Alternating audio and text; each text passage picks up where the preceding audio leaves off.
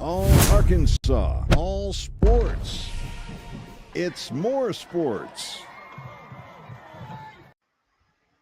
Hey, what's going on, everybody? Glad you're with us. It is more sports, and we got a fun night tonight. We're going to recap the Razorbacks' victory over Arkansas State. Former Razorback Braylon Mitchell will join us, the linebacker, and we'll get his thoughts on how Arkansas's defense and their linebackers played in this game compared to game one. And of course, we had Braylon on last week, and he was talking a little smack with Artez Brown, former Arkansas State Red Wolf. So we'll see if he got to have the upper hand over Artez. Also coming up, we're going to name the More Sports Team of the Week. It is the Bryant Hornets, and what a performance from Bryant. They knocked off Newton, Georgia Friday night. Newton came into town with a ton of talent and ranked really high in Georgia. And tell you what, the Hornets took care of business. We'll get to that in just a bit. First, let's talk some Razorback football. Braylon Mitchell joins us now, and Braylon, we had you on the show last week, and I thought you said something really good. You said War Memorial Stadium has a chance to be as exciting, as loud as the last time you played there, 2011, or in 2011 against the Georgia game. And sure enough, that was the largest crowd since the 2011 game against Georgia. That has Crazy. The Razorbacks are back at Little Rock, in Little Rock. Yes, man, that's crazy to know that I figured they would outdo that number just with it being an in-state opponent, first time in history. And to say the fans showed up and showed out would be an understatement from both universities. I spoke with someone today, and they were talking about the tailgating experience and how it reminded them of the days of old. What do you think of the tailgating experience? You had to be there to witness it. Really and truly, you had to be there. You had people up at 5 o'clock in the morning. You could smell bacon and eggs and sausages cooking. And then around lunchtime, you could smell the grills lit up and smoking and food being passed out everywhere, seafood boils. It was amazing. You had the fans competing against one another. You had thousands of people calling the hogs, and you just knew it was going to be a great day. Wish it was a little bit more competitive game, but overall, from a fan standpoint, it was a great, great Saturday. Do you really wish it was a more competitive game? I'm a biased. I'm biased because I'm a hog, but ultimately, I don't play anymore, right? So I'll just like to see a competitive game in general. I don't like to see games anymore where one team dominates the other. I would like for both teams to show up and show what they've been working on all summer long and all camp long, and let's make this thing a little bit more competitive. All right, let's get to the game. And I want to start on defense, of course, since you're a former Razorback linebacker. And we discussed the linebackers last week, and Xavier Sorey, only one tackle against Alabama A&M, and that was unacceptable. And Coach Pittman, called him out. And I think Xavier even knew he had to play better, and he did. What did you think, about the linebackers group? He did. I think I'm not in that team meeting room, but if I had to give the linebackers a grade last week, they'd probably get a D- from me. I know that's harsh. I know we only let them score 7 points. But as far as technique and just overall awareness, they were just not there. But that was a thing of the past after this week, man. They both showed up. Sorey had, 14 tackles. Steven Dix had 10 tackles. So combined, those guys had 24 tackles apiece.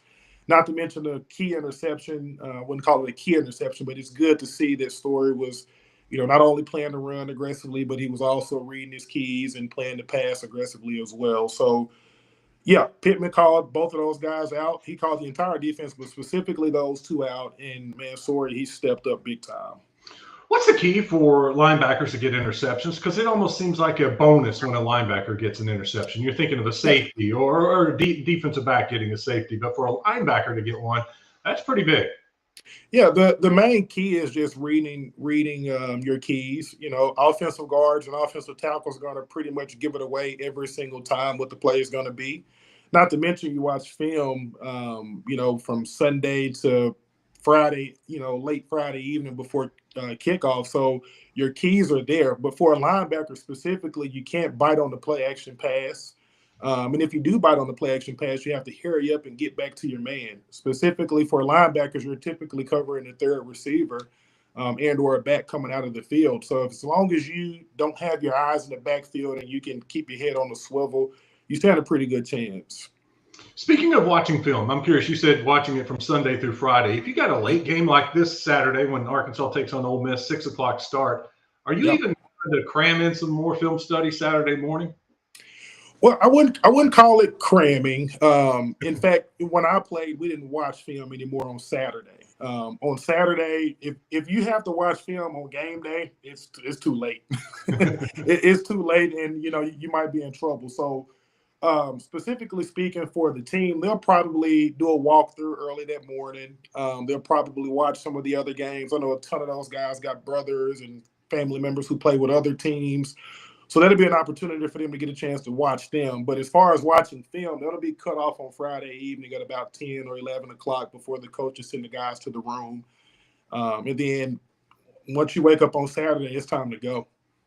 All right, how about the defensive line? We were critical of them last week also. Yep. Not enough plays behind the line of scrimmage. And, I thought the defensive line got after them. They were in the backfield all night long, had 4 sacks, total tackles for a loss. What do you think?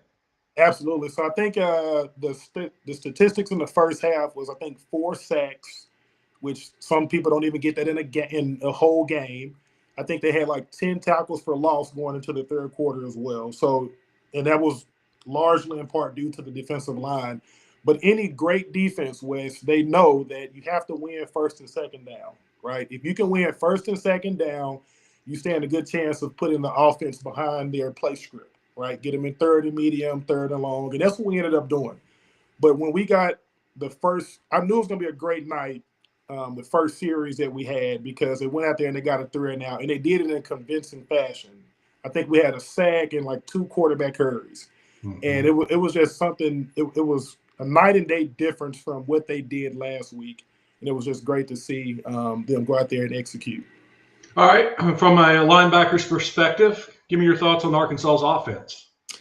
Offensively, man, we did great. Anytime you can have, I think they had like 680 plus yards of total offense. Anytime you can average, I wouldn't say average, but anytime you can have that amount of yardage in a game, you're going to stand a pretty good chance of winning, right?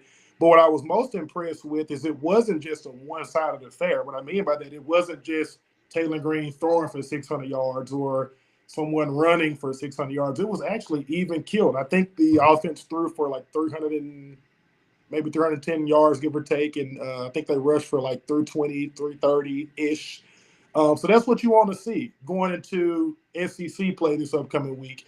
Are we one-sided or are we kind of even killed? And are we going in with a great game plan? What do you think of the running backs for Arkansas? Mike Washington, Byron Russell, and we even got to see the 3 and 4s in this game.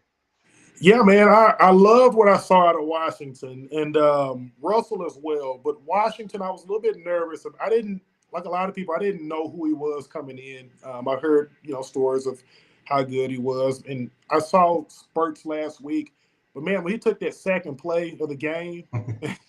He took that thing and I was like, okay, we're going to see what kind of breakaway speed he got. And that dude, he ran off and left everybody. So I was very impressed. I think he was second on the team in rushing behind Taylor Green. We need to get that fixed. Quarterback should not be out rushing our RB1, Coach Pittman and Bobby Petrino. But, man, he looked great. And the young guys as well. Braylon Russell, he took a handoff like in the 5-yard line, and man, he hit a linebacker so hard. I was like, oh my God, So yeah, he looked great, man. But I'll tell you, a kid that I'm excited about. I don't know if he'll get much run this year, but you guys keep an eye on Cam Settles. I love that kid and what he's going to potentially bring to the table. There's another guy I meant to ask you about, the tight end, Rohan Jones. Got away, ran down the sideline there in the second half. He showed some speed from a tight end. Yes, he did. And, I think we'll hit on him, but I think we owe all the credit to Coach Petrino and Coach Pittman. They went out and got some weapons. And they went out and made sure that they were going to be able to put Taylor Green in the best positions possible to go out here and put on a show. And that's what he's been doing. And when you got a guy like that, a tight end, who can catch a medium route and take it the distance, like that's unheard of, So I was excited to see that. And I think the more that we get him involved in the game, it's only going to prove to be beneficial to all of us or to them. You said you were harsh with the grade last week. What about the grade this week Defensively, for the team? for the team, man, I'll give them an A+. There was a lot of distractions this week, right? I'm sure Taylor Green and everyone, all the captains, they were tired of getting asked about, hey, what do you think about first time playing Arkansas State, right? And then they had the big dinner at the governor's mansion on Friday night. So it was just a lot of distractions, right? And so being a former athlete and someone who studies the game the way I do, you kind of worry for teams going into situations like that. Like, are they going to be able to put all of the talk and media behind them and actually go out there and compete? And they did. I'll take that back. I'm going to give them an A. I'm going to take that A+ off because any great team, they dominate in all three areas of the game. We won offensively, we won defensively, and we wet the bed special teams wise. There is no way possible we're supposed to give up a 100-yard return. I went back and watched that play, and about three guys. It's as simple as staying in your lane and not wavering. And they wavered and they let that guy go up the freaking field and score. It should have just been 7-56, whatever the score was, but we gave them one. Yeah. All right, let me switch gears to Ole Miss this weekend. Ole Miss got an SEC win last week on the road against Kentucky. Go over to Oxford. What's it like playing in Oxford? Oxford is very. It's like playing on the hill. It's very. It's a loud, energetic stadium, and if you don't come in there ready to go, the fans. I think you're sitting like right there, but the fans are close to the bench. And you can just hear them talking. So if you go in there and you're not ready to go, like you'll get hit in the mouth real quick. You've had some success over there, right, in Oxford? Yeah. We played there a couple of times. We won. We played back in the day, but I've never played against Lane Kiffin team. So I think if they don't go in there ready to go, they're going to find themselves down real quick. But I like what we've put on tape. We put some good stuff on tape. Now I think that it's time to put the Arkansas State game behind us and really get to studying offensively, defensively, what Ole Miss is going to bring to the table so that we're ready to go. They're going to try to run. I mean, that's Ole Miss, and Lane Kiffin, he loves running the ball and spread you out and then run the ball. And I think the linebackers are going to have to come up huge again. They're going to have to play just like they did this past Saturday. Yeah, so a linebacker is your quarterback of the team. So they're going to have to play like they played this past weekend every, week in and week out. I personally have not studied the Ole Miss tape yet, but I do plan to watch it before the game because I want to see kind of what some of their keys are so that I can kind of know what to look for. But if they're running the ball heavy, we haven't really faced a team in Arkansas State and Alabama A&M who could run the ball like that. So we're going to see what we're built and made of. You feel good about it? I feel great about it. I was talking to my brother-in-law before the season, and I gave us the first 7 wins. Don't hold me accountable to that, guys. Don't hold me accountable. I just like what I'm seeing, right? We're coming off 2 great games, which we're progressively getting better each time. And so I think we're going into this Ole Miss game with the right momentum. I'm confident that we'll go in and we'll take care of business. Braylon, I appreciate it. Thank you for joining us again on More Sports. Great breakdown of the game, and we'll talk to you soon. That's for sure. All right, man. I appreciate you for having me on, man. Enjoy Monday Night Football. That's the key here. Thank you, Braylon. Yeah, we're going to get you out of here before Monday Night Football starts. We've got another 17 minutes or so, but let's shift gears now. Now let's talk about the Bryant Hornets. They are the More Sports Team of the Week after knocking off Newton, Georgia. Quad Sanders, their head coach, joins us now. Coach, welcome in. And, hey, congratulations on that win Friday night. And congratulations for representing the state of Arkansas. That's so cool. Yeah, appreciate it, man. That's definitely what it's all about when you're facing the out-of-state team. You want to represent the state of Arkansas. Maybe people will start to respect the state of Arkansas and the athletes that the state has. I still think it's a very under-recruited state, but with a lot of successful players on all levels. Did you talk to your team about that last week, any about representing the state? Man, whenever you play out of state, it's understood that we're representing the state. This is not about me or them individually, but we get to be at the top of it and represent the state, and you want to do it in a positive way because it's only going to help the future and now. Did you see any kind of letdown from your team after the Salt Bowl? Because it's such an emotional game, and then the next week they're kids, and sometimes there's a little bit of a letdown. Did you notice that at practice last week at all? Man, I think it's a generational thing, really. It's hard to keep kids motivated for a long period of time. But man, for the most part, they came in ready to practice. It was just a typical Monday, really. Not too not too high, not too low. Let's just get back to work. Take us through the game. What was kind of a key moment in that game when you took over and took control? Man, I don't know if there was ever a moment where you thought you was in complete control because of the amount of athletes that they have. For a minute, we almost gave it to them. We had to snap over our head. I think we were up 10 at that point. And we snapped the ball over our head, not a heads up play by our punter, which was a situation that myself had not went over. If it's that close to the red zone, end zone, you want to just throw it out the back and take the 2. We ended up getting them into third down, and missed a couple of tackles, and they scored. But I think really after that, the guys settled in, understood that what needed to be done, and everybody stepped up and made plays. And then from there, we went on. I think what was it at halftime, 24-7. We kind of locked in a bit. Just hate for it to have to be a bad play to lock in. So I really think that one caused our focus. That bad play. I watched a little bit of the game and talked to people who were there, and they told me there were 2 things that stood out, and that was your running game and your defense. Let's start with your running game and what you have this year with your offensive line and your running backs. Yeah. The offensive line, we got a few seniors up, but then we got 2 sophomores as well, who are still learning, trying to get experience, but they play hard, so they can make some stuff happen. As far as the running back room, we got a group of guys. It's 3 on any given night with a possible 4 with the young buck. But you got Colin Robinson, who's been a physical workhorse. You got TJ Hodges, who's really lightning with a little bit of thunder, and then you got Zachariah Curtis Jones, who's thunder and lightning put together. He's harder to tackle, but he's not as fast as those guys. Although he did hit 21 miles per hour on catapult, so. That was a little surprising because we knew the other guys could run. And, he's been more of a balanced attack. He can catch it out of the backfield, hard to tackle. But then the other 2, Thunder and Lightning, them 2 dudes are just different, and he brings all 3. So, man, it could be really for them is who's going to break the first tackle and score. It's not going to be the carries that's going to determine how well you do. He's got that Friday night speed. Turn on the lights and he gets faster. Man, he surprised me. He did surprise me. All right, let's move to your defense. And I know you're proud of that group on that side of the ball because that Georgia team has a lot of athletes, D1 players, and to shut them down like that, that's impressive, Coach.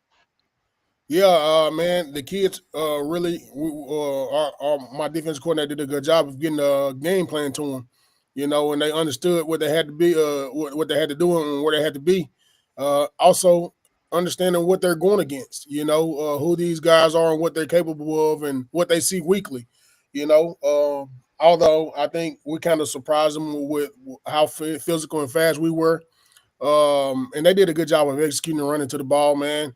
That's the biggest key. Even if you don't know what to do, just run to the ball. And we do a good job on defense of preaching that. And that's what they did. They matched the physicality.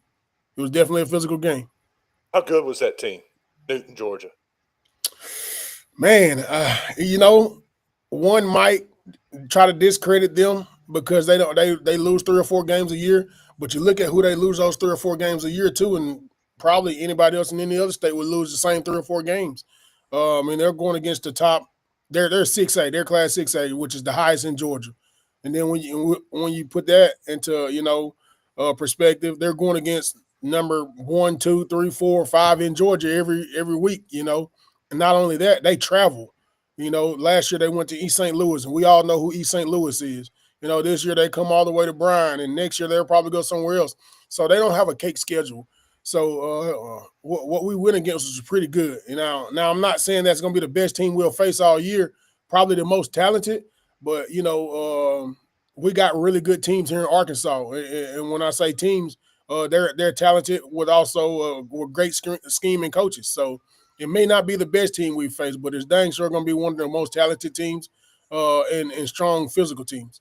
John Quad Sanders, head coach of Bryant. The Hornets are the more sports team of the week after knocking off Newton, Georgia last week. Coach, what about your quarterback play? I know you play both quarterbacks. Are you pleased with what you're seeing at the quarterback position? Do you feel like you're getting closer? What's your plan right now for quarterback?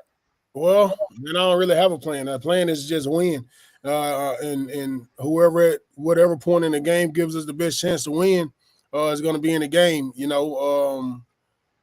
They both bring something different, and they both play different. So one night one may be on for something, and the other may be on for something else. A good thing for us is they're both doing okay right now. So I really don't know where to go with it, and that's a good thing because it allows us to coach one or the other when they're not in the game. It's not like we're bringing one in just to run or we're bringing one in just to pass. They both do the exact same thing. One just do something better than the other, and that's for the other team to decide. As long as they can get it done for us, that's all I care about. And it gives the other team something to prepare for, or two different quarterbacks to prepare for. It takes away their preparation time of something else because they got to look at two different quarterbacks. Yes, sir. I mean, and it's really difficult when you do the exact same thing with both of them. I'm telling you, it's not like we're running power read with Kyler and drop back with Moats. I mean, we drop back with Kyler just as much as we drop back with Moats. So it's really about the hot hand. So you kind of got to prepare, and I'm telling you, they really do stuff different. They do stuff different. I know you're happy with the win, but you're not satisfied. You got bigger goals. What is it this week that you're really focused in on and you're trying to improve? Man, we still got to fix some finer details and things, especially on special teams. We've had 2 weeks in a row now where we're just not as happy as we should be with special teams.